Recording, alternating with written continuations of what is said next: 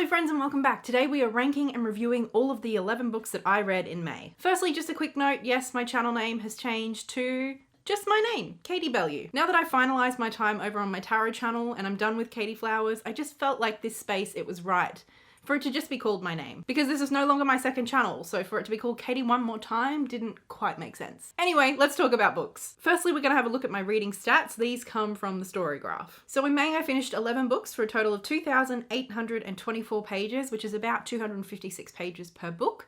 I also DNF'd one book this month. The main moods that I was reading in May were emotional, reflective, mysterious, and challenging. My pace in May was 64% medium paced and 36% fast paced, which is so different from how I was reading about a year ago, with the majority being slow-paced books. Then for page number, we don't have any books over 500, but more than half were between 300 and 500 pages, and 45% was under 300 pages. I read one non-fiction title in May, and the rest were fiction. The primary genres I was reading was young adult, LGBTQIA+, fantasy, middle grade, sci-fi, and poetry. I read 3 books entirely via audio, and the rest I read in print or in a blended way. And my rating, my average star rating was 3.36, which I don't feel like is super high, super great. It did feel like a very mixed reading month, which you can see here on the graph.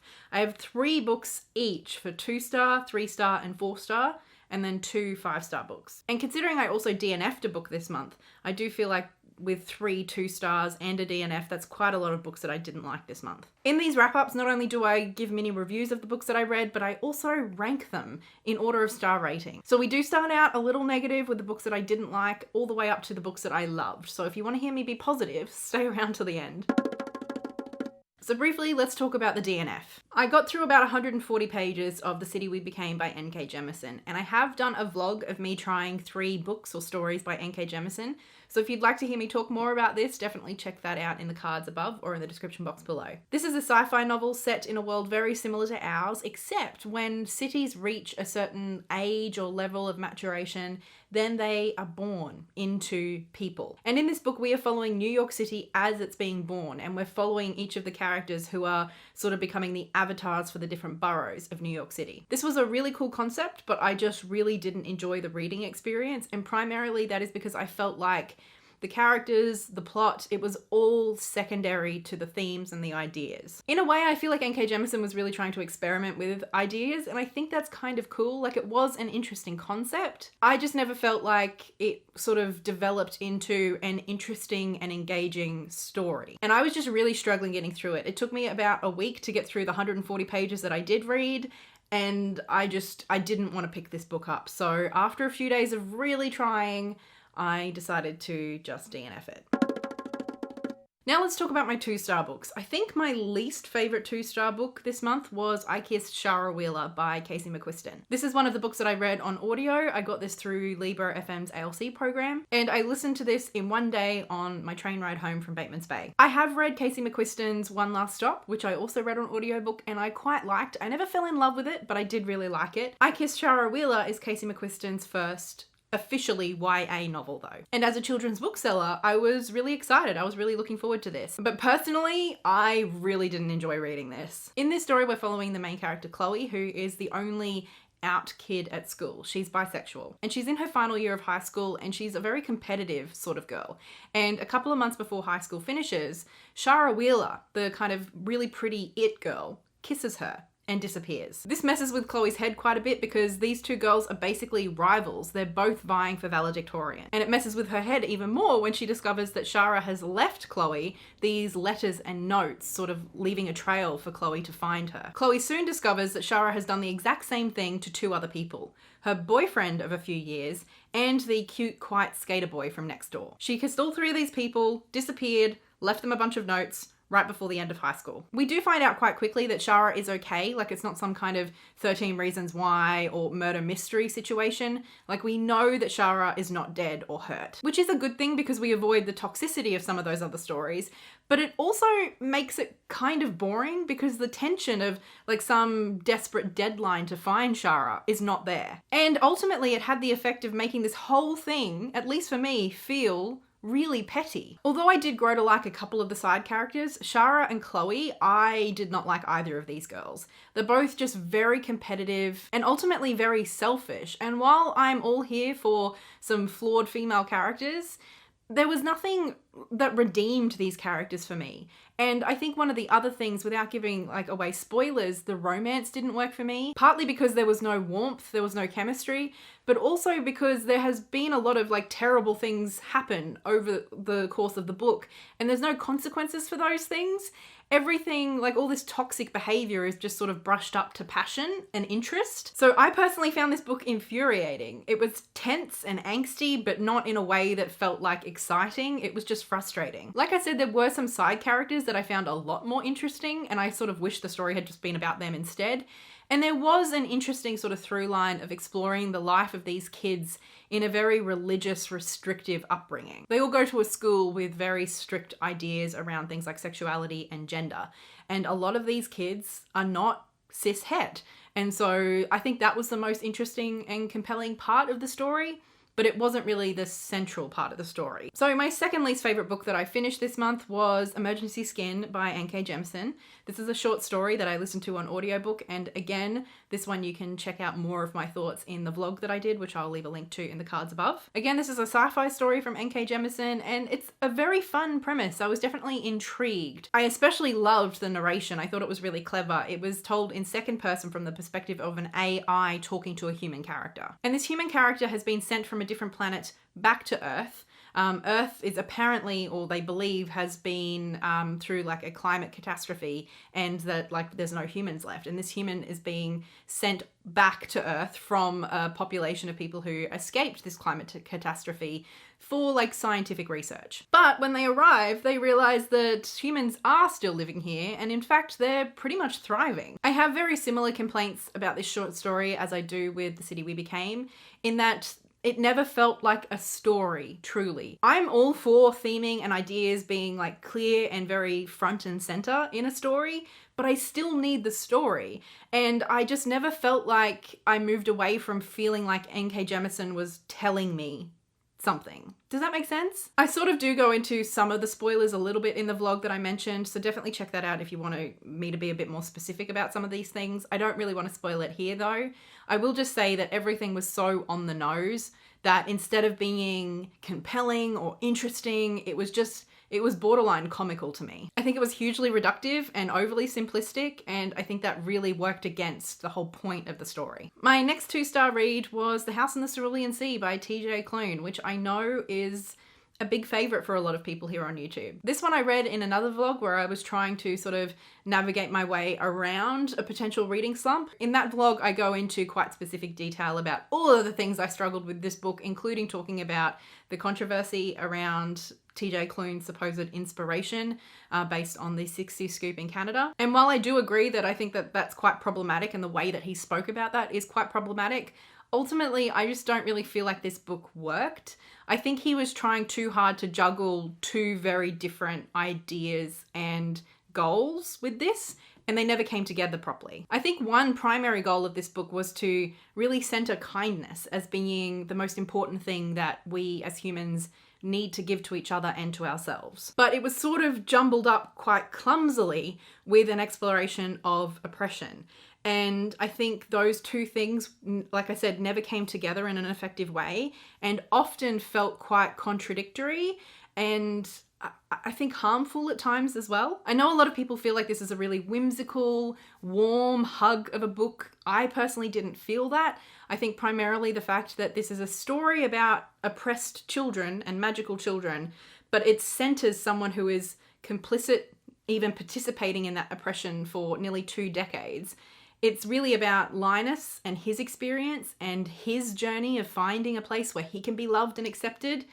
So that just didn't work for me, centering an oppressor in a story about oppression and trying to make it this cute found family story for the oppressive character. That didn't feel cozy and sweet to me. So ultimately, instead of cozy, this felt confused and clumsy. It was easy and pleasant enough to read. I quite liked TJ Klune's actual writing, and I did really like the kids. I thought they were quite cute, but beyond that, this didn't really work for me.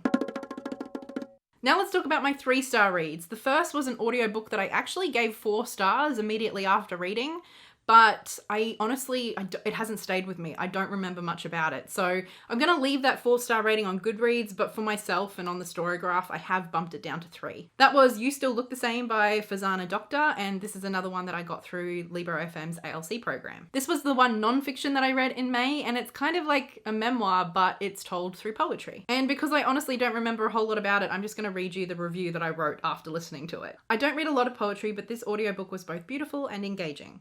I love that we got narration from both an audiobook narrator and from the author herself.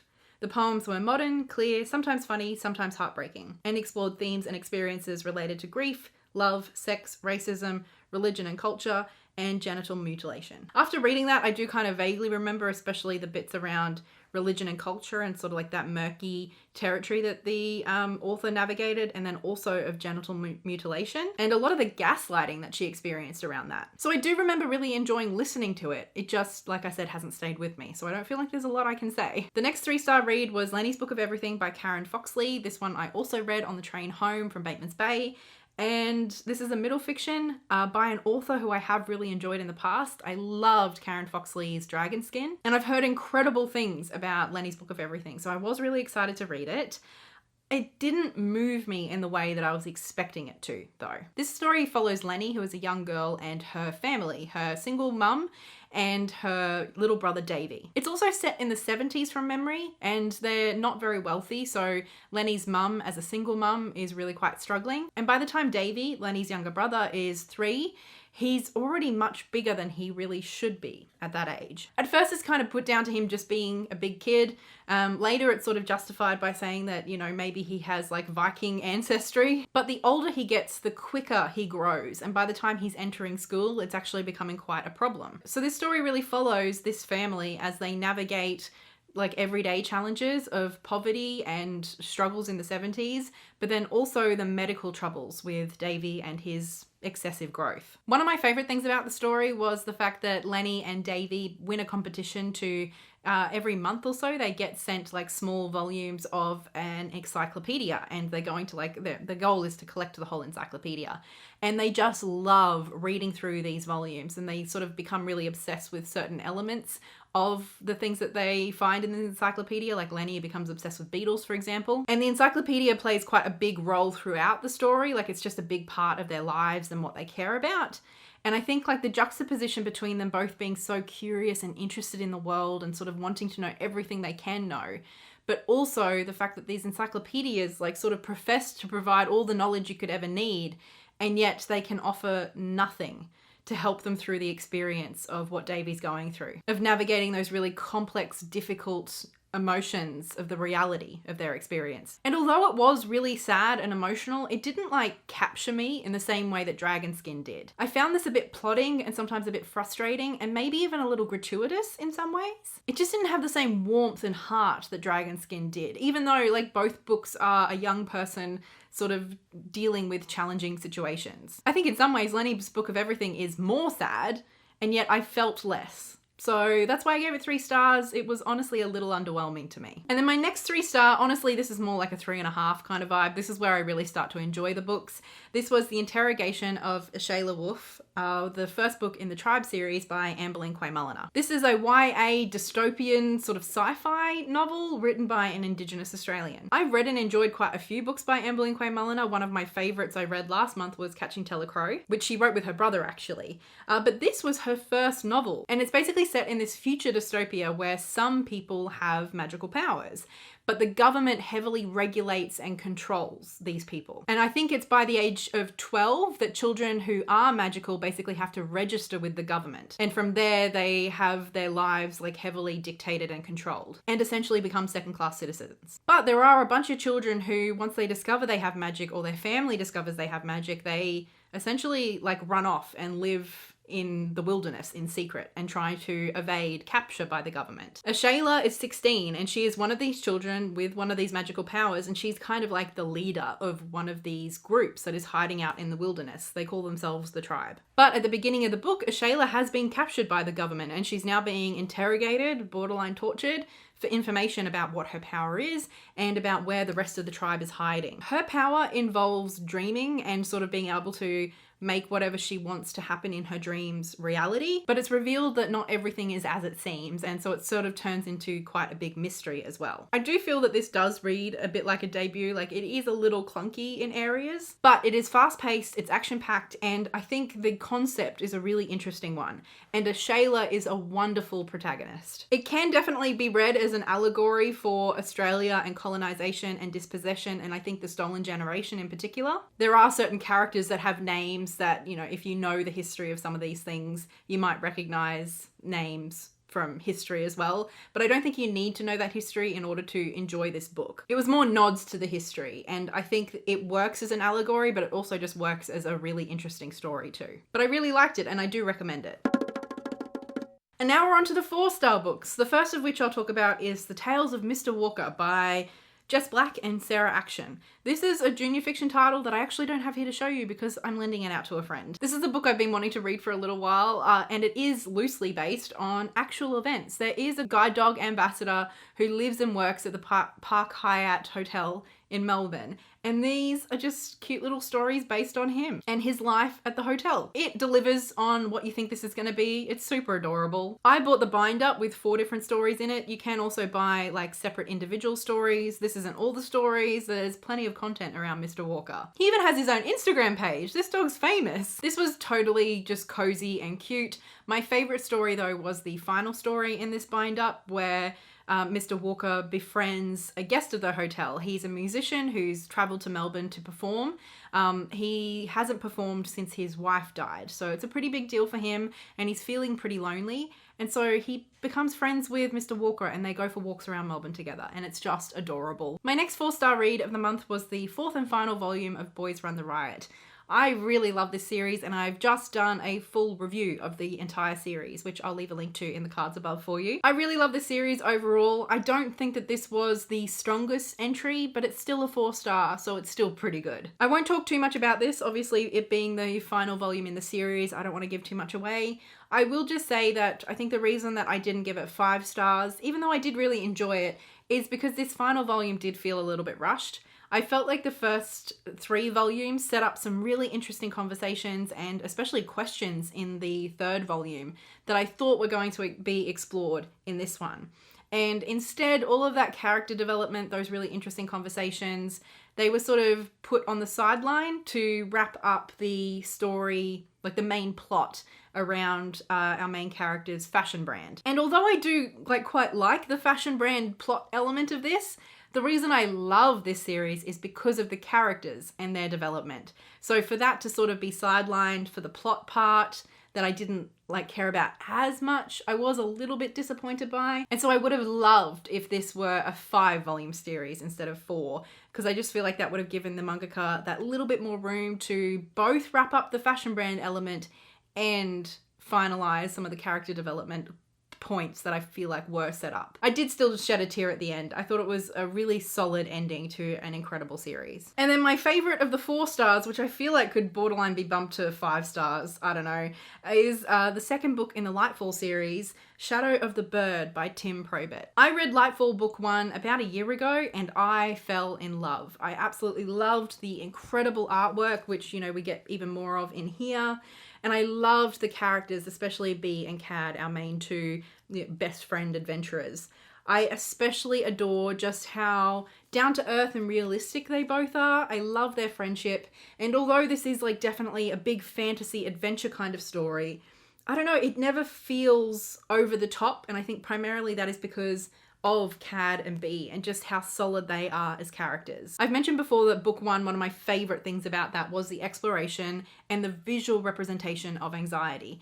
Bee really struggles with big feelings, especially around fear and anxiety, and we see that in the artwork with these big black smoky cloud tendril things sort of overtaking her sometimes. But what I love in this one that I feel like we didn't get as much in book 1, in book 2, we start to see Bee actively working through her anxiety. Sometimes it works, sometimes it doesn't, sometimes she needs a bit more help, but I just loved seeing her sort of talk through some of the like black and white thinking she was doing, for example, or the catastrophic thinking that she was doing, or, you know, practicing some breathing techniques. Like I think this is incredible, and this has quickly become my absolute favorite graphic novel series for like middle grade age range. I cannot wait for book 3, and the more I'm talking, the more I'm convincing myself that this really is a 5-star. Like, I do feel like often with manga and graphic novels and short stories, like it's hard to get a 5-star, especially when they're a series, because you don't get like a whole story in one, right? Like maybe the whole series will become a 5-star rating, but the individual ones, it's hard to rate them 5. This series, I think I've given both entries so far 4 stars. But in my mind, the series is a 5-star. I adore it. I think it's fabulous. I love the side characters, especially like the water dragon spirit. Like there's so much going on, and it's so pacey and fun. But at the heart of it are these 2 incredible best friends who are just trying to save the world while also keeping each other safe. I feel like I didn't even talk about what this book is actually about. It's a fantasy adventure, and the world is sort of like terrible things are happening, and Bee and Cat have to save the day. And they make mistakes along the way, but they learn from them, and it's just gorgeous to watch. I love how throughout we get like a lot of these sort of tight action-packed panels, and then as there's like a realization or a moment, like we open up into like a big full-page spread, and we just get a moment of like awe. It's so beautiful, and I just think it's incredible. I love it. So I've got it in the 4-star category, but like it's a very, very high, strong 4-star. Now for the 5-star reads, the first of which was The Poet X by Elizabeth Acevedo. This one I have been meaning to read for quite a while, and I decided to read it both physically with the book that I have, but also at the same time listening to the audiobook, which is narrated by the author, Elizabeth Acevedo. And I think that was amazing. It was a really, really strong experience for me, partly because like this is written in verse, it's poetry, and it's also like a story largely about slam poetry and the power of it. So to be able to see like the structure of the poems, but also to hear that delivery, it was a really good experience. I highly recommend. This is the story of Xiomara, a 16-year-old girl who is just going through the challenges and experiences that 16-year-old girls do of figuring themselves out and figuring out what it is that they want. But she lives at home with her parents, and especially her mother is hugely, strictly religious. She's very, very Catholic. And so she puts very strict rules and boundaries and expectations and pressures on Xiomara. And these are all things that she really struggles with. On top of that, she's in that awkward, uncomfortable, but often beautiful time period where she's both a kid and she's becoming an adult. And she's really struggling with a lot of the perceptions of her body and exploring and understanding her own feelings around sexuality and desire while having all of these narratives fed to her about what her body means and what's expected of her. And through all of that confusion and that mess, she learns to express herself through poetry, and it's just gorgeous. I love Xiomara.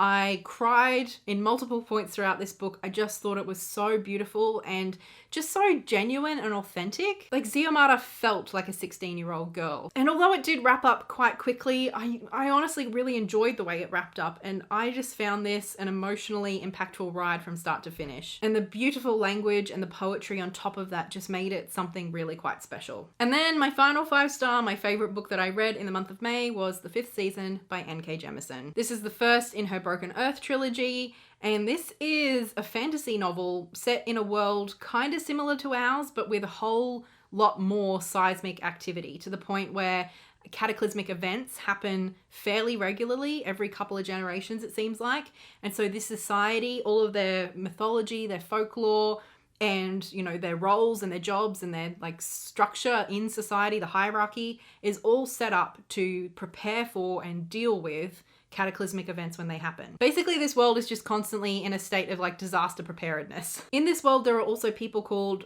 Erogene, I still don't know how to say that word, who can harness a power called orogeny, which allows them to influence the seismic activity of the earth, to exaggerate it or to calm it down. And these people are highly feared and reviled in this society. We follow 3 different perspectives throughout the book. The first that we're introduced to is Isun, who is a middle-aged woman who is living in secret. She is an erogene, and she lives with her husband and her 2 children. And one of these cataclysmic events has just happened, and her husband has figured out that Isun is one of these people with this power. And so he realizes that that means that his children likely are as well. And so we first meet Isun as she is returning home and realizing that her husband has murdered their 3-year-old son, and he and her older daughter are now missing. So it starts out hugely impactful, and this is one of those stories that is quite dark, but N.K. Jemisin's never sort of, I don't know, like reveling in the horrors of this world. She's more just conveying them as fact. And just the complexity and the like how masterful her world building and character development is throughout this is just incredible. I absolutely adored reading this from start to finish. I was riveted. I loved the characters, all 3 of the perspectives that we got, as well as many of the side characters. Everyone just felt so fully fleshed out and important. I think this is my favorite fantasy novel I've ever read. To be fair, I haven't read a whole host, but I just thought that this was incredible. And so my experience with N.K. Jemisin this month was very much a roller coaster. I DNF'd one book, I read this and loved it, and then I read the short story and hated it. So I'm not sure if N.K. Jemisin is going to become an author that I read a lot more from, but I'm definitely going to be finishing this series because it's just, I think it's really something very special. Okay, so that's my reading wrap up for May done. Thank you so much for watching. I hope you enjoyed this. I would love to hear in the comments below what you've been reading, especially if there's any book or books that you particularly loved that you would recommend. A big thank you to my wonderful patrons over on Patreon for all of their support, especially at this big time of transition for me. I really appreciate it. I appreciate you being here, and an especially big thank you goes to my high tier patrons, Livia, Lynette Brown, Laurie, and Ian Yitzhak. Anyway, I think that's more than enough for me. I will talk to you again in the next video. Until then, happy reading and so much love. Bye.